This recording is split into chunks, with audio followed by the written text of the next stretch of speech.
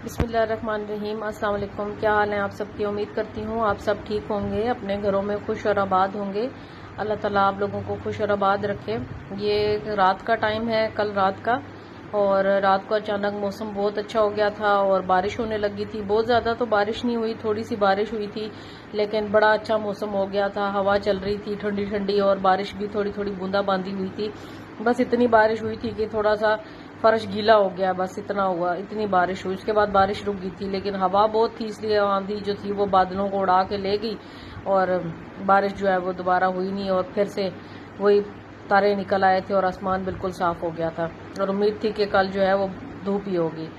और ये हमारी गली में शादी हो रही थी, तो शादी के लिए वो बहुत ज़्यादा आतिशबाजी कर रहे थे, तो ये उसके कुछ जो है मैंने रिकॉर्ड किए थे, तो ये मैंने कहा आप लोगों के साथ शेयर करें कि आसमान बड़ा प्यारा लग रहा था और ये बहुत अच्छी लग रही थी आतिशबाजी।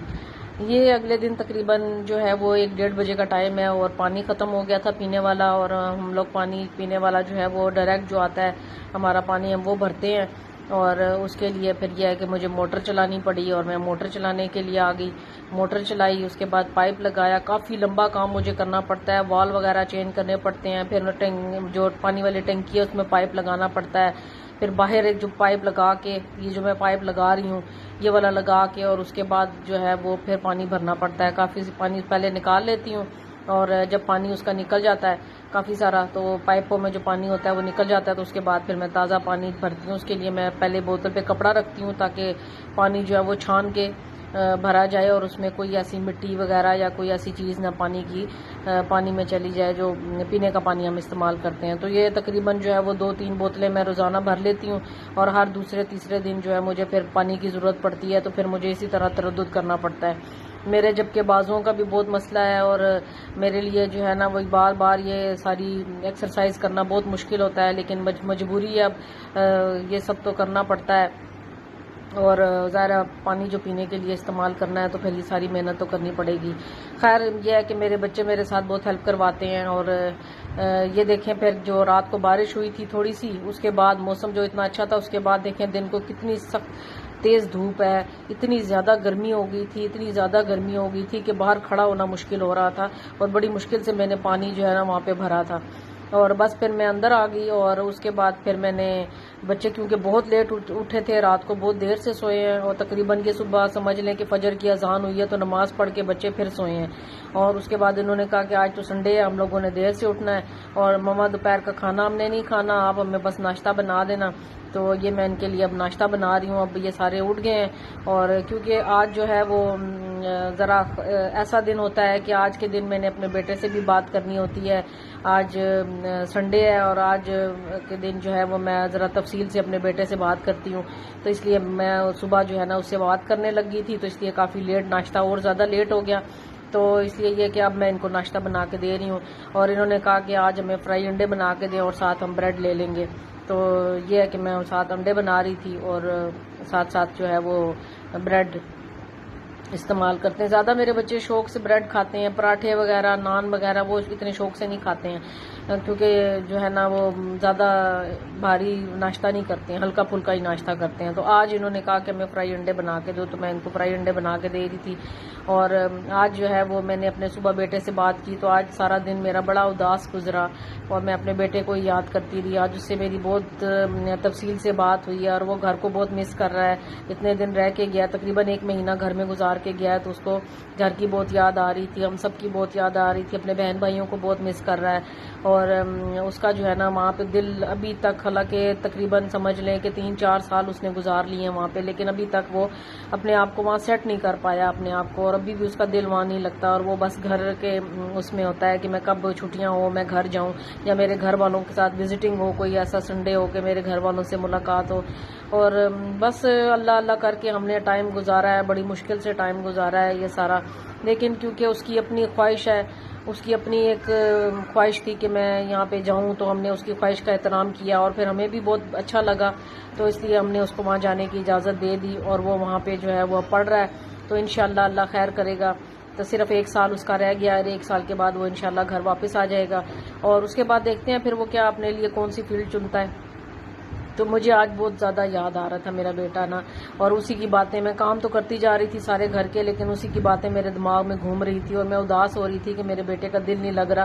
तो मैं बहुत ज़्यादा उदास थी कि किस तरह मैं जाऊं और जाके मैं अपने बेटे से मिल के आऊँ। खैर, वक्त तो गुजारना होता है, माँ बाप हौसला करते हैं तो बच्चे हौसला करते हैं। जब माँ बाप ही हौसला नहीं करेंगे तो फिर बच्चों के लिए वक्त गुजारना काफ़ी मुश्किल हो जाएगा। मैंने भी बहुत हिम्मत की, हौसला किया और अपने आप को जो है वो घर के कामों में मसरूफ़ कर लिया ताकि मुझे ज़्यादा उसकी तरफ ध्यान ना जाए और मैं अपने आप को मसरूफ़ कर लूँ ताकि मेरा भी टाइम अच्छा सा गुजर जाए। और सुबह एक दफ़ा मैं बात कर लेती हूँ, फिर उसके बाद शाम को मैं उसके साथ दोबारा मैं बात करती हूँ। तकरीबन 2 दफ़ा मेरी दिन में उससे बात होती है और बड़ी तफसील से मैं और आराम से उससे बात करती हूँ। तो खैर, आज का दिन जो था वो बस इसी तरह उदास ही गुजरा और मैंने अपने आप को कामों में बिजी कर लिया ताकि मेरा ध्यान जो है वो बटा रहे। तो यहाँ मैंने देखा कि मेरा चूल्हा जो है वो बहुत गंदा हो रहा था, तो मैंने कहा चलो आज इसकी भी सफाई कर लेते हैं। फिर मैंने आज सारा जो है वो इसको अच्छे तरीके से साफ़ किया। इसको पहले जो है वो विम के साथ साफ़ किया और उसके बाद फिर मैंने इसको गीले कपड़े के साथ जो है वो अच्छे तरीके से साफ़ कर लिया। ये इसकी सफाई बहुत मांगता है और रोज़ाना इसकी सफाई अगर की जाए तो ये काफ़ी जो है अरसे तक जो है वो चल भी जाता है और ज़रा अच्छा भी लगता है, वरना इसमें ना जल्दी से कालक जमनी शुरू हो जाती है और फिर ये बिल्कुल ही बुरा लगता है और पुराना पुराना सा लगने लग जाता है। लेकिन इसकी सफाई बहुत ज़रूरी होती है और ये बहुत जल्दी गंदा भी हो जाता है। और थोड़ी सी चीज़ बनाओ तो जल्दी जो है ना वो सब जगह नज़र आने लग जाती है गंदगी। तो फिर यह है कि इसकी सफाई का बहुत ख्याल रखना पड़ता है और यह है कि मुझसे जितना हो सकता है मैं इसकी सफाई का बहुत ख्याल रखती हूँ।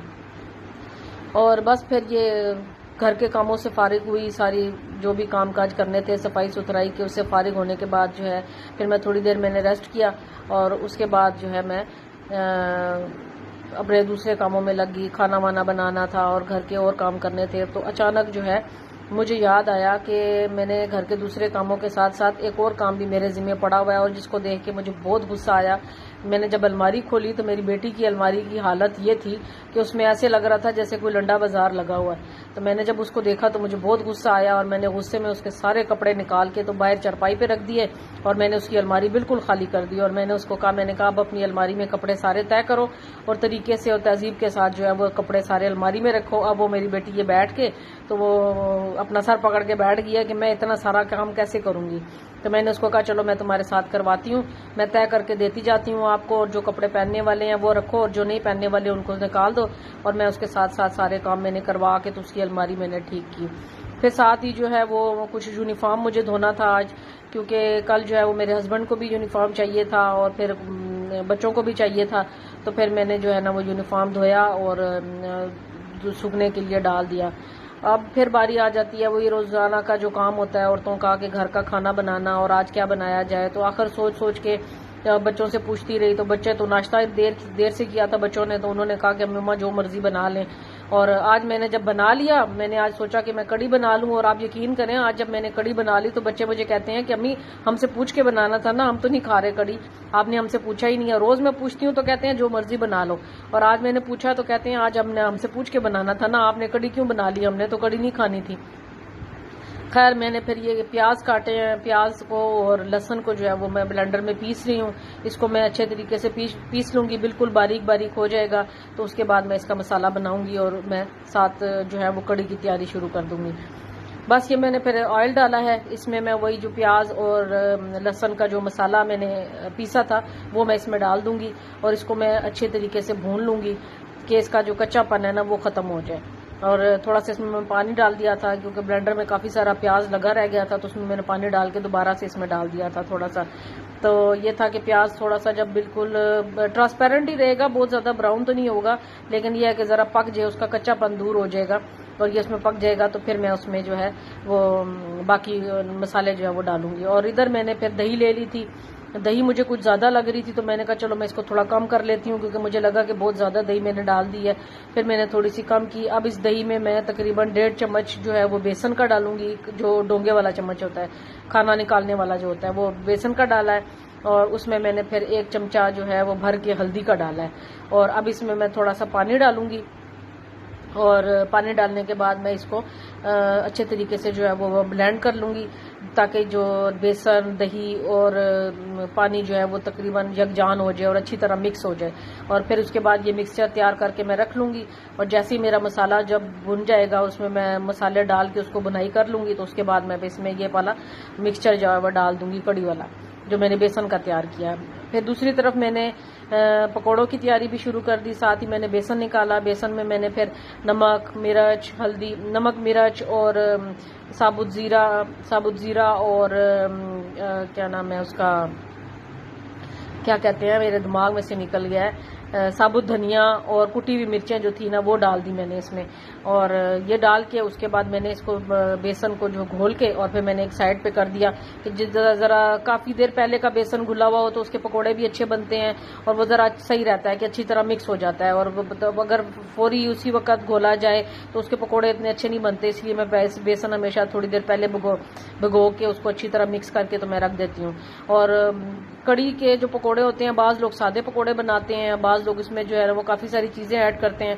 तो मैं बहुत ज़्यादा चीज़ें तो नहीं डालती इसमें, लेकिन यह है कि मैंने इसमें प्याज डाल दिया था और आलू डाल दिए थे, और उसके अलावा मैंने थोड़ी सी कुटी हुई मिर्चें और साबुत जो धनिया होता है ना वो थोड़ा सा मैंने डाल दिया था। बाकी हरी मिर्चें भी डालते हैं, हरा धनिया, पुदीना और बाकी जो आपका दिल करे, जो भी जिस तरह के भी आप पकोड़े कड़ी में खाना पसंद करते हैं वो सब चीज़ें आप डालें तो अच्छे बनते हैं पकोड़े। अपनी अपनी मर्जी होती है, लेकिन मैं इसी तरीके से बनाती हूँ कि थोड़ा सा बस प्याज और थोड़े से आलू डाल के और बाकी जो सब मसाले वसाले जो भी डलते हैं इसमें वो डाल के तो बस थोड़ा हल्का फुल्का और सादा सा बना लेती हूँ। इधर मेरे प्याज जो थे वो भी ट्रांसपेरेंट हो गए थे और अब तकरीबन जो है वो इसका पानी भी खुशक हो गया था। तो अब मैंने इसमें जो मैंने कड़ी का मिक्सचर बना के रखा हुआ था, वो दही, बेसन और हल्दी जो है मिला के मैंने रखी हुई थी वो मैंने रखा हुआ था। तो उससे पहले मैंने इसमें मसाले डाले हैं, नमक, मिर्चें, हल्दी, धनिया वगैरह डाल के थोड़ा सा मैं अब इसको भूनूंगी। और बेस मसाला क्योंकि मैंने इसका मिक्सचर जो है वो तैयार करके रखा हुआ है, बस जैसे ही मसाला भुन जाएगा और इसमें ऑयल जो है वो ऊपर आ जाएगा तो उसके बाद मैं इसमें ये मिक्सचर डाल दूंगी। और उसके बाद मैं इसमें इतना पानी डालूंगी कि जितनी में, क्योंकि कड़ी जो है वो जितनी ज़्यादा पकती है उतनी ज़्यादा अच्छी बनती है, इसलिए इसमें मैंने इतना पानी डालना है कि ये कड़ी जो है अच्छी तरह पक के बिल्कुल इसमें कच्चापन ना रहे और ये बहुत अच्छी सी तैयार हो जाए। और जाहिर है अगर इसने पकना है तो इसमें पानी तो ज़्यादा डलेगा कि तभी वो पकेगी, और फिर जब वो गाढ़ी सी होने लगेगी तो फिर मैं चूल्हा बंद कर दूंगी और उसके बाद मैं इसमें पकोड़े डाल के और फिर मैं इसमें तड़का लगा दूंगी तो मेरी कड़ी जो है वो तैयार हो जाएगी। अब कड़ी जो है वो उसको मैंने सारा मिक्सचर उसमें डाल के, पानी डाल के उसको उबलने के लिए रख दिया। अब जैसे ही इसमें एक बॉयल आएगा तब तक तो मुझे इसमें चम्मच चलाना पड़ेगा और मैं चला लूँगी। और साथ ही मैंने पकोड़ों का जो बैटर तैयार किया हुआ था वो मैंने तैयार किया और उसको मैंने फिर पकोड़े जो है वो बनने के लिए रख दिए और मैं साथ साथ पकोड़े बनाती जा रही हूँ। और जैसे ही पकोड़े बन जाएंगे तो बस फिर ये कड़ी में डाल के और फिर उसका तड़का लगा के तो मेरा ये तैयार हो जाएगा बिल्कुल। तो ये पकोड़े मैं बना रही हूँ और जैसे ही पकोड़े बनते हैं तो बस फिर मैं इसको कड़ी में जो है वो डाल देती हूँ। 2 चक्कर मैंने निकाले थे पकोड़ों के और वो मेरे पकोड़े इतने काफ़ी थे कि मेरी इस कड़ी में वो काफ़ी हो जाते। तो ये सारा आज की रूटीन थी, आज का सारा काम था जो मैंने आप लोगों के साथ शेयर किया। आप लोगों को मेरी रूटीन अच्छी लगे तो लाइक करें, शेयर करें और कमेंट करें और मुझे बताएं कि आपको मेरी रूटीन कैसी लगी। और बहुत कोई अलहदा से हट के तो नहीं है, लेकिन यही है कि नॉर्मल घरों में यही रूटीन होती है जो मेरी है। और आप लोगों को भी अगर पसंद आए तो ज़रूर बताएं और अपनी दुआओं में याद रखें और अब इजाज़त दें। अल्लाह हाफिज़।